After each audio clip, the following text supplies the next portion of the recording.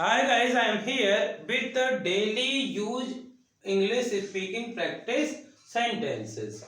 Dear friends, these are some sentences which will help you to learn English. क्योंकि इसी प्रकार के sentence हम अपने डेली लाइफ में यूज करते हैं।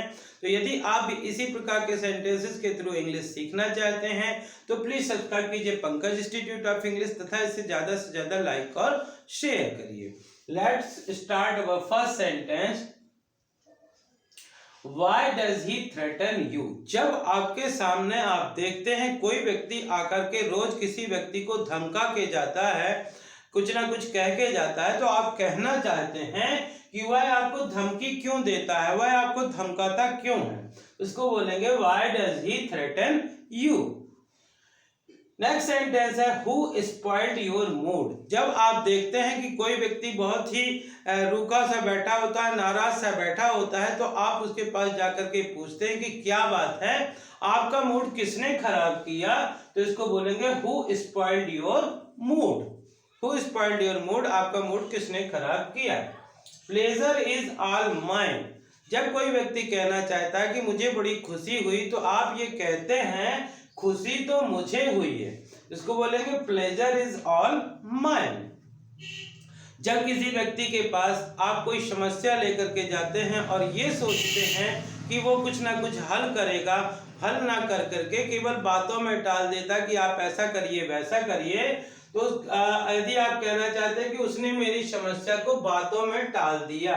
He spoke out my problem. He spoke out my problem. जब जो चीज हम कहते हैं बिल्कुल वैसे ही कोई व्यक्ति और कहना चाहता है और हमारे कहने पर वो कह देता है कि मेरा भी बिल्कुल यही मतलब है, तो उसको बोलते हैं दैट्स एग्जैक्टली आई मीन।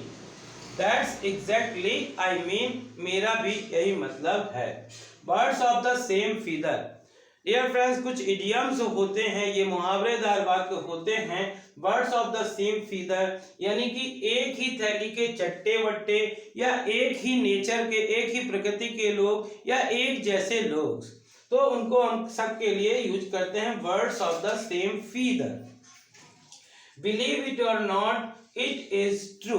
जब किसी व्यक्ति को आप कोई बात बताते हैं जो कि सामान्यतः सच नहीं लगती है, तो आप कहते हैं कि भाई मैं तो जो कह रहा हूं मैं सच कह रहा हूं, तुम मानो या ना मानो। तो मानो या ना मानो यह सच है। Believe it or not, it is true. With what face shall I go. जब किसी व्यक्ति की आपने बहुत बेइज्जती की हुई हो और उसी से आपका कोई काम हो और कोई कहना चाहता हो कि अब मैं उससे मैं किस मुंह से जाऊं, तो इसके लिए यूज करते हैं with what face shall I go. With what face shall I go, मैं किस मुंह से जाऊं, इस प्रकार का ये यूज करते हैं। और ये फ्रेंड्स, कई बार ऐसा होता है कि आप कोई चीज कोई बिजनेस करते हैं या कोई एग्रीमेंट करते हैं और उसमें आपको किसी कारण से नुकसान होता है, तो आप कहना चाहते हैं कि ये मुझे महंगा पड़ा, तो बोलते हैं it has cost me dear. It has cost me dear. और जब कोई पुरानी प्रथा, पुरानी रिवाज वर्तमान में भी लागू होता है, तो हम कहते हैं this custom still exist. This custom still exist, यानी यह प्रथा अभी भी है। So dear friends, these are 10 sentences which will help you to learn English if you practice these sentences again and again.